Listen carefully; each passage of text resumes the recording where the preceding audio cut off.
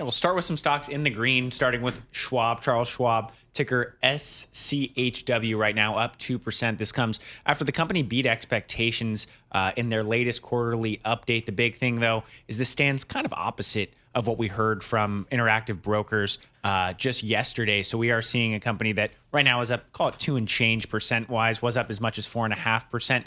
Net revenue better than expected, driving beats across most lines, according to some of the analysts looking through the notes. But overall, another strong quarter. But the big question going forward is, what does the market turmoil mean for some of these customers? Looking at some of the comments that the CEO was making, basically saying net new assets for Ameritrade clients growing, tracking towards the upper end of 2025 year-end scenarios. So expecting strong revenue and earnings expansion, two things that investors and analysts want to hear. I mean, we talked to the Schwab people. Funds are still flowing in. They're retail clients. They've been buyers over the last several weeks. JP Morgan put out a note saying, I think, north of $22 billion in total inflows and buying power since Liberation Day. So investors, retail, and the like are more than happy to buy Wall Street's dip with the long-term view. I mean, Schwab has a lot of those like index ETFs that people just dollar cost average in even throughout the market downturns. Yeah, it's about Eric Balchunas from Bloomberg Intelligence, who covers the ETFs. He's been talking about that. The flows keep coming in, and they come into the the big S&P index. So it's just amazing how the retail investor is resilient here. What else you got? Yeah, looking at DR Horton in the home builder space right now, up 2.7%. Trades under the ticker DHI. Results not that great. Revenue forecast missing expectations.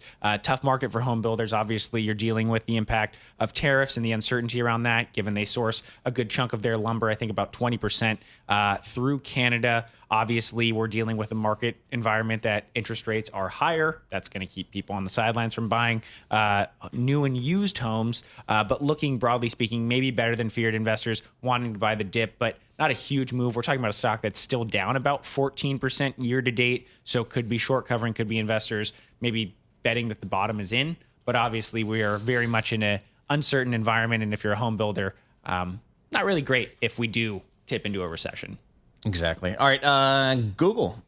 This is the news that I think anyone cares about, or is at least interested in. Google shares right now down just south of 2%. This coming after a judge ruled that the company was guilty of illegally monopolizing online advertising technology, markets for advertising exchanges, and ad servers. Second major blow for the tech giant that was already found to have monopolized the online search market in a separate case. Not a big move, all things considered, given the gyrations we've been seeing for some of the big tech names, but a reason to potentially sell out of the stock. We did see Trade Desk, which trades under the ticker TTD, pop like 8%. Now it's up closer to 1%. So investors trying to kind of read through the ramifications of this decision. Again, partially losing, not a complete loss for the company, but certainly an area that I think people are keeping an eye on, especially with some of the antitrust regulation and uncertainty, a lot of pushback from broader regulators and kind of big tech falling in their crosshairs. Yeah, we were just talking to Gene Munster from Loop Ventures, who I think Gene is one of the best